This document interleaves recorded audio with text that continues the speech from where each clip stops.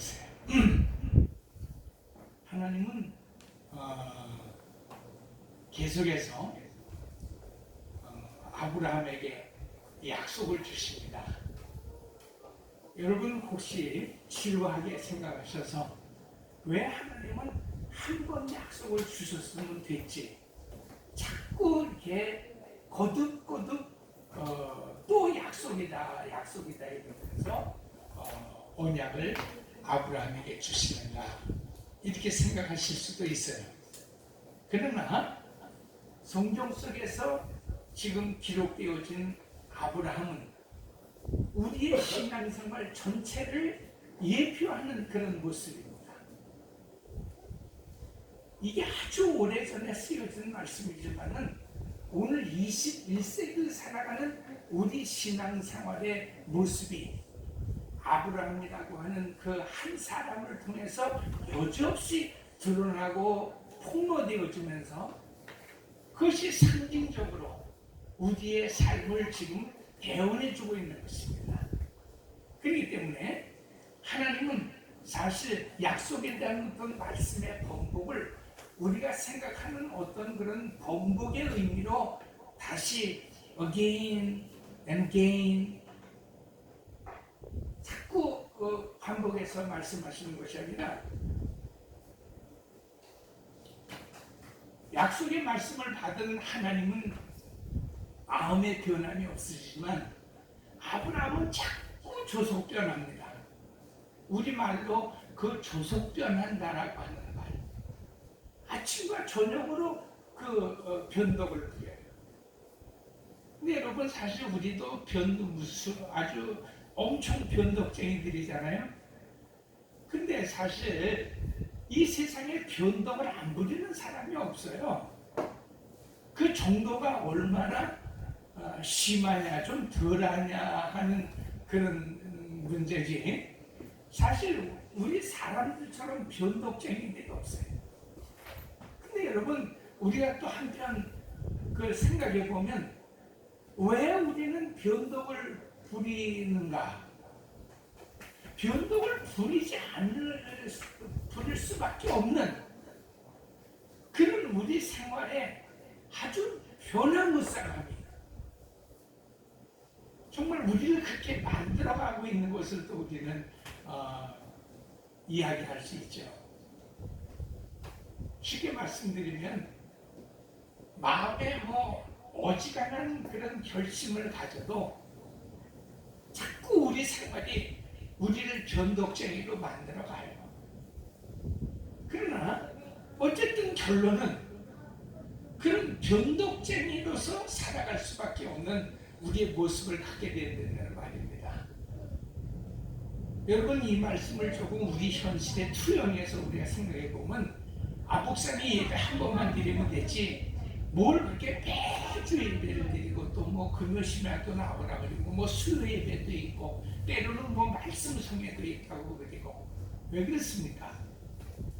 문제는 우리가 얼마나 하나님 앞에서 하나님의 말씀을 기억해내지 못하는, 설령 하나님의 말씀을 우리 속에서 기억하고 있다 할지라도 아침 저녁으로 그 말씀에 변덕을 부리는 우리의 모습을 생각하면 우리는 충분히 이해할 수 있는 것입니다.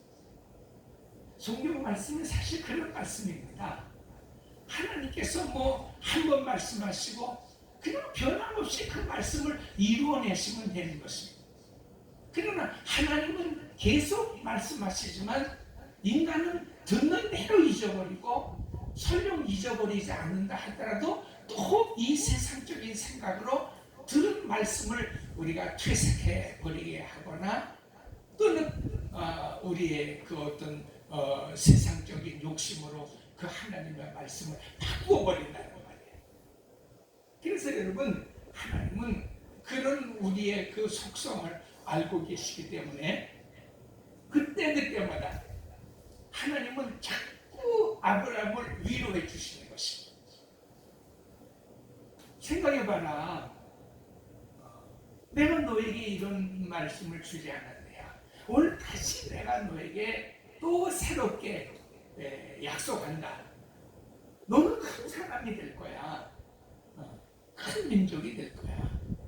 내가 너와 네 몸에서 나온 네 씨로 말미암는 그 자손들을 창대하게 할 것이면서 마침내 내 백성으로 하나님 나라에 들어가서 살만한 자들로 내가 다 만들어낼 거야 라고 하나님께서 실망하는 아브라함에게 하나님이 위로해 가시는 것입니다. 조금 여러분 어떤 말씀의 그런 뉘앙스는 좀 차이가 있어요. 15장에 있는 말씀 그리고 계속 또 16장에서 주시는 말씀 그리고 17장에서 주시는 하나님의 말씀에 조금 어떤 그 의미적 내용의 차이는 좀 있습니다. 조금 여러분 새롭게 우리가 17장에 하나님의 약속을 좀 살펴보는 것은 여지껏 15장에서부터 시작되어졌던 그 약속의 말씀들은 거의 그 믿음의 근거를 한다. 쉽게 말씀드리면 하나님의 언약은 그냥 믿기만 하면 된다 라고 했는데 이 말씀을 잘 이해를 하지 못하니까 그 믿음은 너의 그 실천하는 행위의 모습을 통하여서 이것이 또 어우러진다라고 하는 말씀에서 15장에서의 언약의 말씀은 믿음을 강조하는 말씀이라고 하면 17장에 와서는 조금 우리가 이해하지 못하는 그러나 사실은 우리에게 보다 더 좋은 이해를 주시고자 하시는 말씀으로 그 믿음은 행함에서 나타난다라고 하는 것을 우리에게 말씀하고 계신 것입니다. 그럼 하나님은 이 차이를 어떻게 우리에게 이해를 시키면서 그 말씀이 하나된 일목요연한 말씀이라고 하는 것을 말씀하고 계신가를 우리 살펴보겠습니다. 첫째로 17장 1절에 있는 말씀 보면 오늘 우리가 저 25절에 있는 말씀처럼 이스마엘이 양피를 베어서 할례 받은 것은 이스라엘이 나이 13살 때였다 그랬죠. 그러니까 이스마엘의 나이가 13살이었으니까 벌써 여러분 뭐예요? 하갈이라고 하는 몸종을 집에 들여서 초대 자식을 낳고 벌써 13년이 지났다는 거예요. 그러니까 여러분 15장 16장에서 17장으로 건너오는 사이에 세월이 벌써 13년의 세월이 흐른 것입니다. 그럼 굉장한 어떤 말씀의 의미가 있죠. 13년이나 지나도 사실 하나님이 아무 말씀도 안 하신 거예요. 침묵하신 거예요. 근데 17장에 갑자기 이스마엘이 13살 때 나타나셔서 느닷없이 아브라함에게 또 언약의 말씀을 상기시켜 주셨다라고 하면 결국은 무슨 말씀이에요? 13년이나 됐어도 그 이스마엘을 자기 집에서 키워가면서도 그 하나님의 언약의 말씀을 자기가 지금 불순종하고 거역하면서 하나님의 믿음의 자손은 반드시 아브라함의 그 족제를 통해서 이루어내시겠다고 하시는 그 하나님의 말씀을 믿지를 못하고 있다는 거예요. 그래서 이 1절에 있는 말씀을 근거로 보게 되어지면 하나님께서 나타나셔서 언약을 주시기 전에 그 내가 가지고 있는 그 믿음은 내가 정말 그 믿음을 내 삶 속에서 표현해내면서 그 내가 너를 통하여 믿음을 지금 믿음으로 이끌어가는 하나님의 백성을 삼는다라고 하는 것을 보일 때가 됐다는 말이에요. 그래서 하나님께서 증거를 다시 주시는 것입니다. 그 증거가 다른 장에서 주셨던 말씀과는 조금 차이가 있죠. 무슨 차이가 있습니까? 하나님은 당신의 그 이름을 어떤 의미적으로 다시 한번 확인을 시켜줍니다. 무슨 말씀이에요? 우리는 사실 우리 성경이니까 그냥 읽어서 나는 다시 나타나신 하나님 14년 동안 가만히 계신 하나님 그래서 13년 동안 아무 말씀도 안 하시니까 아브라함은 그냥 이렇게 살라고 주시는 말씀이로구나 그냥 소자 출신이라 할지라도 이스마엘을 끌어안고 그냥 살라고 그러는 말씀이로구나 라고 하나님에 대한 생각을 까맣게 잊을 때 하나님이 다시 그에게 나타나셔서 하신 말씀이 나 여호와 하나님은 전능하신 하나님이다. 여러분 많이 들어보신 말씀이지만 익숙한 말씀이지만은 비로소 하나님께서 이 전능한 하나님 나 하나님은 이 말씀을 히브리어로 바꾸게 되어지면 엘 샤다이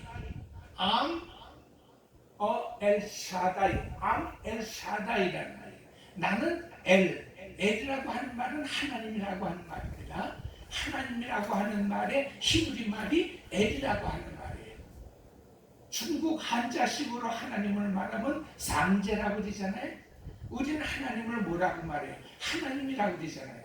히브리 사람들은 엘 그렇게 얘기합니다. 이게 하나님의 이름이에요. 거기에 샤다이라고 하는 말은 능력이고 권세고 힘이라고 하는 말이에요. 그래서 여러분 이 두 말이 붙어서 엘 샤다이 하게 되어지면 나는 전능한 하나님이라는 거예요.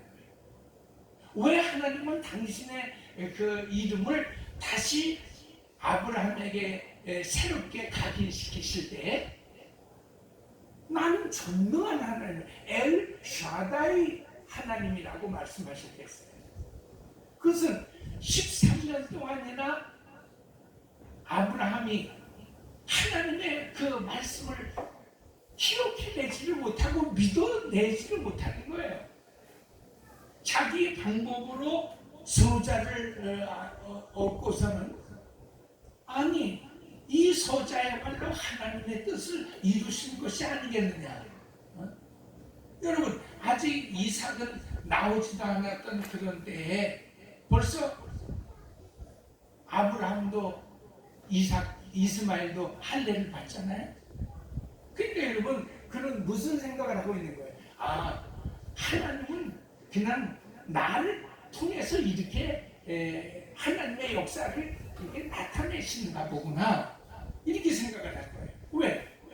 벌써 13년이라는 세월도 지났고 그랬음에도 불구하고 나는 나이가 99세요 100세가 다 되어서 가는데 근데 여러분 내 안의 사례는 여지껏 잉태도 못하고 경수는 끊어져서 이미 자연적인 어떤 그런 입장에서는 생산 능력이 없어요. 쉽게 말씀드리면 여러분 여자분들이 그래도 매월 행사를 할 때에 올경을 할 때에 여러분 회임의 가능성이 있는 것이지 이제 50개 넘어가지고 여러분 여자의 경수가 끊어지게 되어지면 그때부터는 생산 능력이 없어요. 자식을 낳고 싶어도 낳을 수가 없어요. 그러니까 아브라함이 생각하는 거예요. 우리가 생각할 수 있는 세상적인 방법으로서는 완전히 impossible, 그 불가능한 거예요. 그런데 하나님이 그런 생각을 가지고 있는 아브라함에게 다시 위로의 말씀으로 주시기 위해서는 뭐예요? Impossible is possible. 불가능한 것은 가능한 것이라고 하잖아요. 그것이 무슨 말이에요? 이해할 수가 없으니까 엘 샤다이라고 하는 말씀을 쓰시는 겁니다. 나는 전능자야. 네가 생각할 때는 경수도 끊어지고 잉태도 못하고 너는 나이가 99이나 됐어도 나는 impossible into possible, 나는 불가능한 것을 가능한 것으로 들어가게 만들어낸다. 뭐 그것이 우리가 소위 과학적으로 말하는 합리적이고 뭐 과학적이고 생리적이고 뭐 어떤 말을 갖다 붙였어도 나는 almighty, 영어로는 almight이라고 하죠. 히브리어는 엘 샤다이라고 하는 거예요. 나는 전능한 하나님이다. 너를 통해서 반드시 나는 네 소자가 아니야.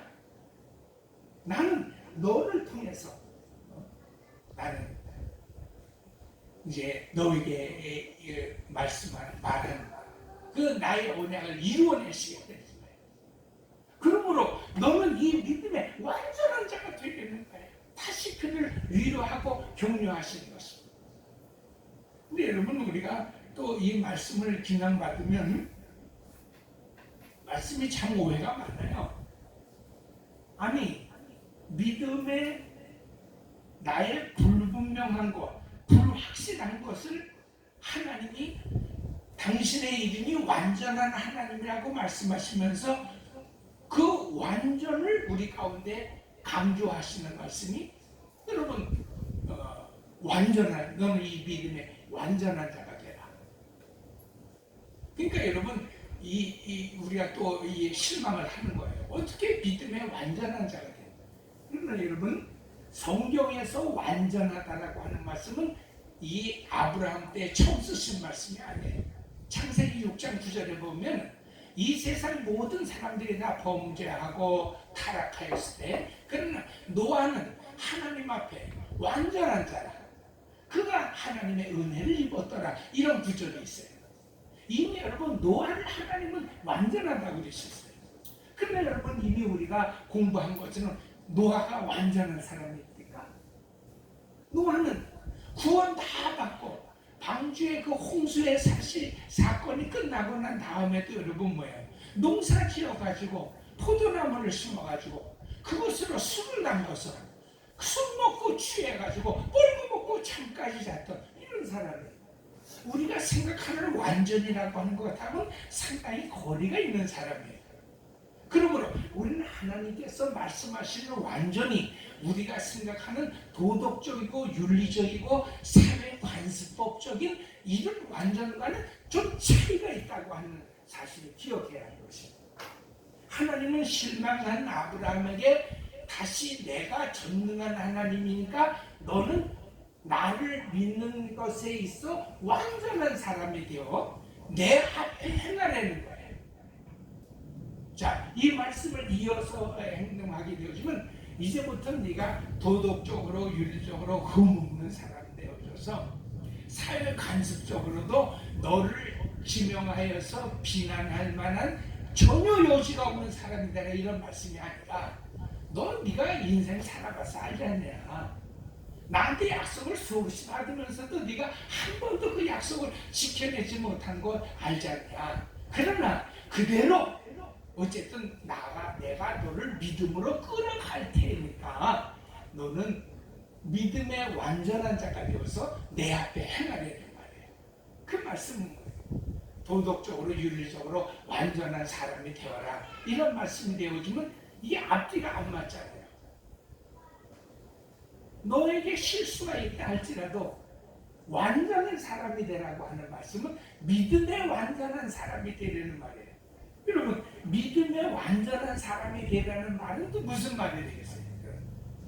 나는 도덕적으로 윤리적으로 온전한 사람이 될 수가 없는데 우리는 항상 하나님 앞에서 온전한 사람, 완전한 사람이 되어지기를 바라요. 그렇게 또 우리는 기도합니다. 이 무슨 앞뒤가 안 맞는 그런 모순의 말씀이에요. 오늘 여러분, 우리가 현대를 살면서도 기독교인들이 가지고 있는 최고의 그 어떤 모순, 난센스가 뭐겠어요? 왜 우리는 하나님 앞에 이렇게 욕을 얻어먹어가면서 세상 사람들에게 비난을 받아가면서 무슨 예수 믿는 사람들이라고 그래요? 요즘도 여러분, 시대가 IT 시대가 되니까, 인터넷 시대가 되니까 여러분이 인터넷에 들어가셔서 기독교인을 한번 쳐보세요. 기독교인에 대한 입에다가 정말 담을 수 없는 욕설들과 그 비난의 말들이 그냥 인터넷을 도배하고 있습니다. 요즘에 여러분, 예수 믿는 사람들 누가 그래도 예수 믿는 사람들이 낫지 이렇게 생각하는 사람이 어디 있어요? 온통 교회에서부터 목사서부터 장로서부터 여러분, 우리는 그냥 비난과 욕설의 대상입니다. 여러분, 우리가 뭐 하자는 거예요? 하나님은 어떤 뜻에서 말씀하시는 거예요? 그러니까 여러분, 마음대로 더 욕먹고 살아라, 이런 말씀은 아니에요. 다만 여러분, 완전하다고 하는 기준이 다르니까 그런 말씀에 여러분 용기를 잃어버릴 필요도 없고 뒷짐지고 그러니까 물러서서 어차피 욕먹는 사람 나는 아주 앞장서서 욕먹겠다 이런 생각을 해도 안 된다는 말이에요. 제가 말씀을 드리고자 하는 이 말씀의 분명한 요지는 하나님께서 우리를 통해서 하시고자 하시는 하나님의 의도가 무슨 뜻인가를 우리가 살펴내자고 하는 것이지, 여기서 여러분 뒤로 물러가자는 말도 아니고 앞서 나가자는 말도 아니에요. 그건 다 남의 생각이에요. 세상 사람들이 욕하는 건 그건 여러분 그 사람들은 그럼 낫습니까? 우리보다 더해요. 그래도 우리가 생각할 때는 뭐예요? 그래도 그 사람들보다는 예수 믿는 사람들이 낫습니다. 낫긴 낫는데 왜 그래? 예수 믿는다고 하는 이름 때문에 우리가 욕을 먹는 거예요. 전혀 여러분 사실 그 말씀에 우리가 앞서거나 뒤로 물러서야 할 필요의 그 요인은 문고만큼도 없는 것입니다. 중요한 것은 뭐에 완전한 사람? 믿음에 완전한 사람이 돼요. 그 믿음에 완전한 사람이라고 하는 말은 무슨 말이냐? 그 말은 바로 그거예요. 나는 아무리 애쓰고 수고하고 노력해도 죄를 짓고 그 죄 가운데서 죄를 가슴에 안고 태어난 이상 우리는 일생을 살아도 내 자신을 도덕적으로 윤리적으로 완전하게 할 수 없는 죄인이라고 하는 사실이에요. 그 말이 여러분 우리 창세기 4장을 배우면서 이미 배웠잖아요. 아담과 하와가 자식을 얻었을 때 첫 번째 아이에게는 게인, 얻었다, 큰 기쁨이다 해도 두 번째 아이를 얻었을 때는 하벨, 아벨 이런 말 똑같은 허는 다 이 히브리어 영어의 모음의 그 발음이거든요. 다 똑같은 말이에요. 우리가 오렌지를 오렌지 해도 또 오렌지 해도 된다는 말이에요. 그 말이 그 모음 발성의 음의 그 첫 모음의 오는요 5가지 음이 나오기 때문에 그래요. 그 말이 무슨 말이에요? 허무하다, nothingness, 아무것도 아니면서. 왜 여러분 마다리가 둘째 아들의 얘기를 그렇게 했어요? 그 허벨이라고 하는 말이 성경 전체에 흘러가는 그 믿음의 사상이란 말이에요. 그 말이 무슨 말이에요?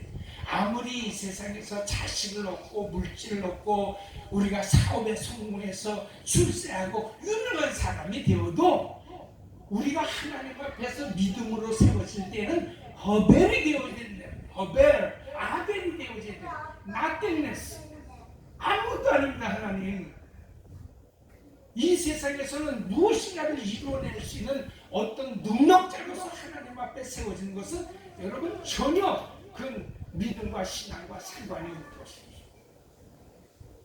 하나님, 나는 죄인일 수밖에 없군요. 역시 살아보니까 안 되는군요. 내가 아무리 악가부리 치고 애를 쓰고 수고하고 노력을 해도 남는 것은 허무밖에 없군요. 하나님, 사람이 세상을 살면서 살아가는 가장 큰 삶의 의미와 보람과 행복이 무엇입니까? 그건 하나님 앞에 은혜를 받는 길입니다.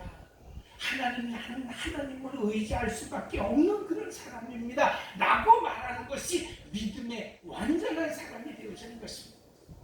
오늘 여러분 기독교인들이 추구하는 것은 물론 여러분 도덕적으로 윤리적으로 우리가 보다도 나은 삶을 지향하는 것은 굉장히 중요한 일이지만 그것은 하나님 앞에 은혜를 받고 난 다음에 우리가 추구해야 할 것입니다. 이제 오늘 설교를 끝까지 들어보십시오. 그러나 이것이 우선되어지는 건 아닙니다. 가장 우선되어지는 것은 무엇입니까? 오늘 내 삶 속에 하나님의 은혜가 절대로 필요하다고 느끼는 것입니다. 이걸 느끼지 못하면 우리는 예수 믿는 사람이 될 수가 없어요. 이 사실을 여러분 느끼지 못하면 우리는 신앙생활에 입문해 갈 수가 없어요. 나 잘났는데 예수 뭐로 믿습니까? 내가 다 할 수 있는데, 내가 모든 걸 다 성취할 수 있고 이룰 수 있고 결심할 수 있고 다 똑똑할 수 있고 내가 다 부자가 될 수 있고 내가 다 주식에 투자해서 이 세상에서 부자가 될 수 있고 예수 뭐를 믿어요? 이 세상에서 내가 내 것을 내놓지 못하면 우리는 하나님 못 믿습니다. 자기 부인, 철저한 deny, self denial, 자기를 철저하게 부인하고 나는 정말 쓰레기만도 못한 놈입니다. 하나님 도와주세요 라고 하면서 하나님의 은혜를 간구하고 하나님의 은혜를 받으면서 하나님의 은혜를 받았다고 하는 건 뭐예요? 이제부터는 하나님이 나를 하나님의 사랑으로 끌어갔습니다라고 하는 의미 속에서 이제 뭐예요?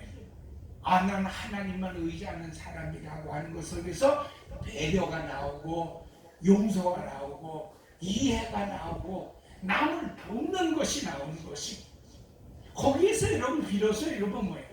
윤리와 도덕이 뒤따라오고 그렇게 배우시는 것입니다. 윤리와 도덕이 우리를 구원받을 만한 하나님의 사람으로 끌어가는 것이 아니라 하나님의 사람이 되어졌을 때 비로소 뭐예요? 윤리와 도덕이 따라오는 것입니다. 그러므로 제가 단언하여 말씀드리는 것이 그래? 그러면 사람은 악한 생각을 갖게 되잖아요. 그렇게 하나님이 다 끌어가신다면 그래? 난 마음대로 막 살아볼 테니까 어디 하나님이 한번 끌어가 보시. 그러면 그게 마귀 생각이 되는데 그건 이미 여러분 하나님 앞에 은혜를 받지 못한 사람이 되는 것입니다. 하나님의 은혜를 받은 사람은 그런 생각을 가질 수가 없어요.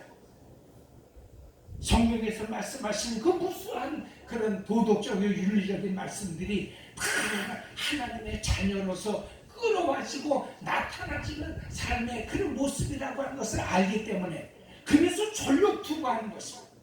그래서 여러분 성경에 힘써 싸우라는 말씀이 신약 성경에서는 계속 이루어지는 것입니다.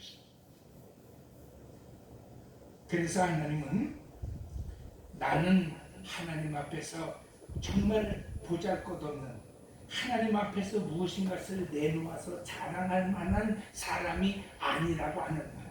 I'm a bear.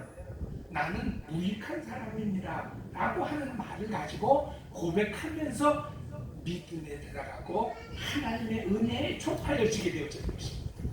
여기까지가 그냥 15장의 내용이에요. 16장의 내용이에요. 근데 17장으로 오면서 하나님은 여기에서 뭐예요? 그러므로 이제 뭐예요? 너에게 하나님의 은혜가 있고 그 하나님의 은혜를 너에게 허락해 준 그 하나님은 너를 끌어가시는 전능하신 하나님이니까 이제 한번 실천해 봐라. 그리고 그 언약에 벌써 행위가 이제 드러나게 되었습니다. 그 언약의 첫 번째가 뭐예요? 이제부터는 진짜 만지 8일만 되어지면 너희 자손들, 너와 너희 자손들 다 할례를 받으래. 할례를 받아서 구원받은 사람이 된 것이 아니라 구원받은 자가 됐으므로 이제는 할례의 의식을 통해서 구원받은 자답게 세상을 살아가야 되는 것입니다. 할렐루야. 이해하시겠습니까?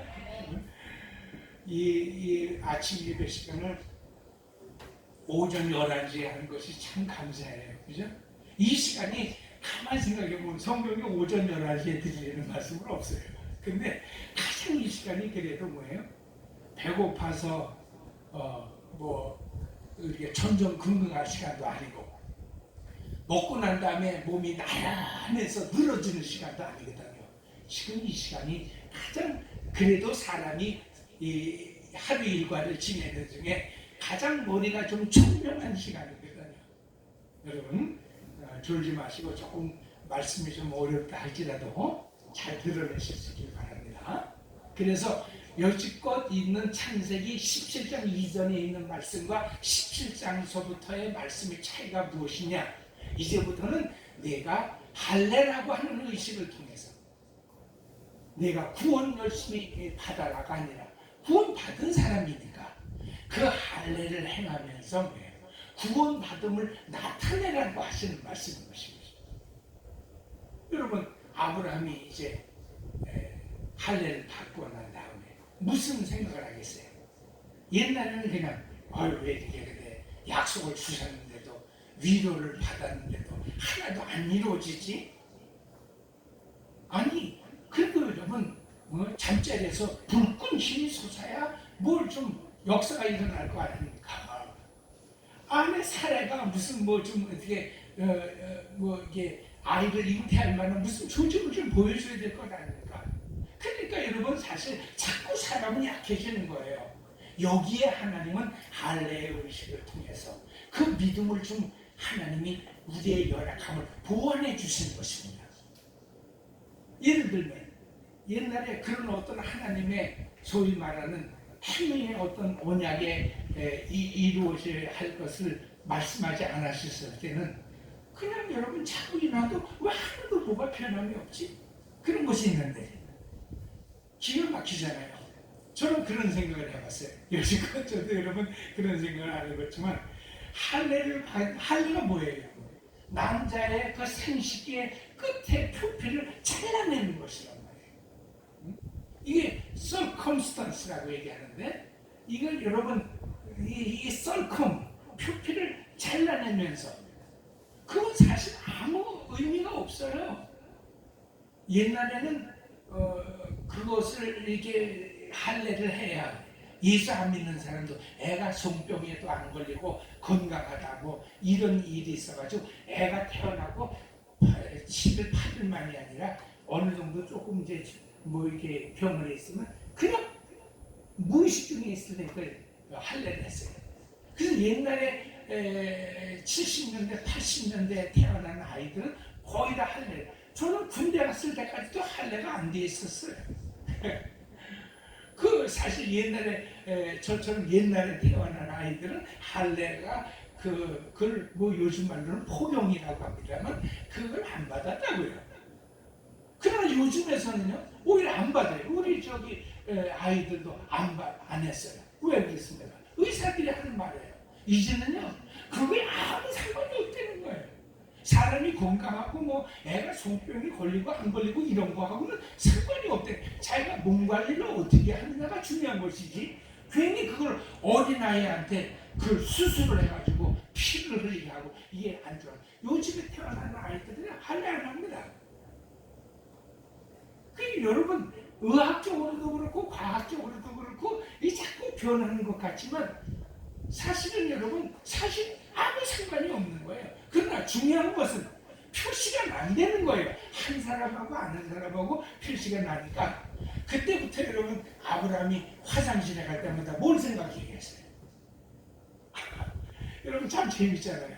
옛날에는 무슨 증거도 없고 내가 실천해야 할 무슨 어떤 덕목도 없으니까 그냥 부지불식간에 무의식 중에 그냥 지나갈 수 있는 일이. 아니 화장실 갈 때마다 여러분 자기 꼬추를 보니까 하나님의 언약이 생각나는 거 아니에요. 그러니까 여러분 그때부터는 모르긴 몰라도 뭐예요. 그래서 바로 하나님께서 13년 지나시고 할례의 그 행위가 있게 하신 다음에 이삭을 허락하시는 것입니다. 왜? 이제는 아브라함이 잊어버릴 수가 없어요. 왜? 건강하고 여러분 의학적으로는 전혀 상관이 없습니다. 이제 저도 확실히 말씀드립니다. 옛날에 70년대 이전까지는 그거 받아야 뭐 건강하다고 그랬지만 저도 그래서 그렇게 설교했습니다만 그게 얼마나 여러분 사람이 무식한가 보세요. 이게 사람은 자기도 모르는 얘기를 막 떠들고 있는 겁니다. 결국 지나고 보니까 아무 상관이 없다는 얘기예요. 중요한 것은 뭐예요? 그러나 받고 나게 되어지면 생각이 난다는 거예요. 그래서 아브라함은 화장실 갈 때마다 이렇게 생각했으니 화장실에 저도 여러분 우리가 정상적이고 건강한 사람이면 우리 손녀가 저한테 와서 그래 할아버지 오줌을 얼만큼 만에 누워야 되느냐는 거예요. 왜? 너무 자주 누는 거 자기도 본인이 생각할 때 걸핏하면 오줌 마렵다고 얘기하니까 아마 그 저한테 물어본 것 같아요. 그래서 제가 그랬습니다. 그래서 꾹 잘 참다가 그러나 그 참는 시간이 내가 이제는 오줌을 좀 넣어야 되겠다라고 생각하면 가서 묻는 것이 그게 건강한 거야 라고 얘기했습니다만 의학적으로 보면 거의 2시간에 한 번씩 소변을 보는 거예요. 그러면 거꾸로 얘기하게 되어지면 2시간에 한 번씩 하나님의 언약을 생각하게 되더라 이 말이에요. 여러분 이제 우리는 육신의 할례는 안 받아도 사도 바울이 뭐라 했어요? 마음의 할례를 받아야 되느니라. 옛날 구약시대 때 했던 할례, 육신의 할례를 곧 이 시대 우리가 받아야 할 마음의 할례를 알겠어요. 그럼 마음의 할례는 뭐고 육신의 할례는 뭐? 육신의 할례는 진짜 여러분 생식기의 표피를 잘리는 circumstance 여러분 그 할례를 얘기하지만 마음의 할례는 늘 하나님께서 예수 그리스도를 십자가의 못을 받고 예수 그리스도가 십자가 위에서 물과 피를 다 쏟아내심으로 우리를 용서해 주셨다라고 하는 것을 믿어 마음속에 받아들이는 것을 마음의 할례라고 합니다. 이해하시겠습니까? 설교 끝날 때 됐으니까 밑에 쳐다보지 말고 저를 보세요. 여러분 굉장히 중요한 것입니다. 목사님 지금 먹고 살기도 바빠 죽겠는데 뭐 자꾸 무슨 그런 얘기를 하세요. 여러분 이런 생각하지 마세요. 우리가 하나님의 말씀에서 이 땅을 어떻게 살아가야 될 것인가를 확실히 알지 못하면 여러분이 하나님의 다 허사가 되는 것입니다. 그래서 여러분 할례 받고 난 다음에 이 하나님께서 아브라함에게 말씀하시잖아요. 이제는 이스마엘을 네 집에서 쫓아내게 된 거예요. 하나님의 약속을 받게 되어지면 여러분 이스마엘은 그 본갓 집에서 살아갈 수 없는 거예요. 그래서 여러분 하나님이 너무하시다 얘기하지 마세요. 시간이 제가 빨리 말씀드립니다만 그 쫓아내는 이스마엘에게도 하나님이 약속하십니다. 큰 부자가 될 거래요. 큰 민족을 형성할 거래요. 똑같은 말씀을 주실 거예요. 그러나 바로 제가 지금 말씀한 것처럼 그 말씀 뒤에 주님이 그렇게 말씀. 그러나 그를 쫓아내라. 내 신, 내가 네게 준 축복은 너와 네 자손을 통해서 나타난다는 말이에요. 그러니까 무슨 말씀이에요?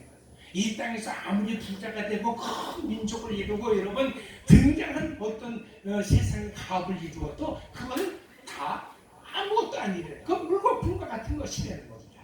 진짜 이 세상에서 우리가 얻어야 할 축복, 이 세상에서 정말 얻어야 할 복은 하나님의 앞에서 믿음의 씨앗을 통해서 전승되어진 그 계보를 통해서 나온 오늘 우리 성도들이 되어졌을 때 비로소 가능하다는 것이에요.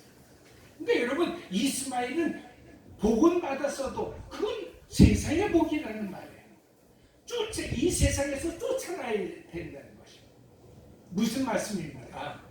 우리가 이런 할례를 받아서 하나님의 자손인 것을 우리 생활 속에서 증거해 나갈 수 있는 사람이 되었지만 그 다음부터는 적어도 아브라함이 화장실 갈 때만큼 계속 믿음을 생각했던 것처럼 우리도 그만큼은 뭐예요? 매일 2시간에 한 번씩은 뭐예요? 예수와 그 십자가의 은혜를 생각하면서 우리는 아무것도 아닌데 예수 통해서 구원받았네. 예수님께서 나를 통해서 십자가의 탄신내를 우리가 믿으면서 하나님의 자녀인 것을 확신해가는 것입니다. 할렐루야. 그래서 여러분 이 땅에서 우리가 부자로 살아가는 사람, 예수 안 믿고서도 모든 일들이 술술 풀려가는 사람들을 부러워하지 말라는 거예요. 그것은 다 이스마엘의 복이래. 하나님이 쫓아내는 그 이스마엘에게 이 땅에서 살아가는 동안은 어쨌든 먹고 살만한 건 주시겠다는 겁니다. 그러나 그에게 영문의 축복을 하나님이 주시지 않는 것이죠.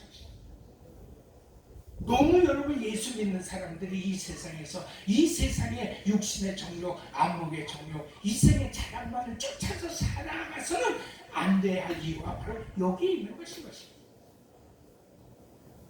이 세상에서 여러분 예수 안 믿고도 잘 되는 사람, 오래 사는 사람들 얼마나 많이 있습니까?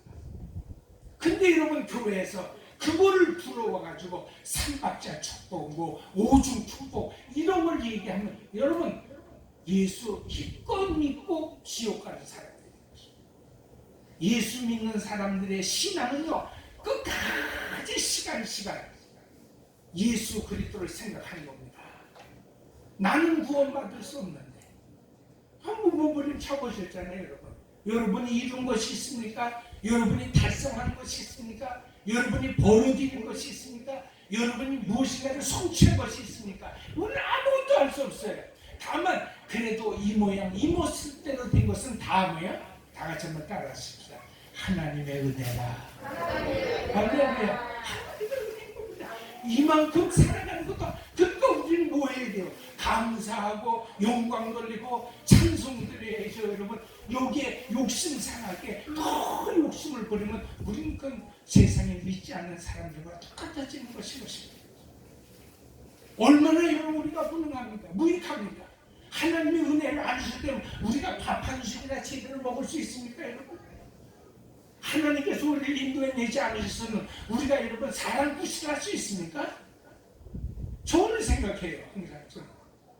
그나마 하나님이 여러분 택하셔서 은혜 주셔서 믿음으로 이끌어 주셨으니까 나는 지금 뭐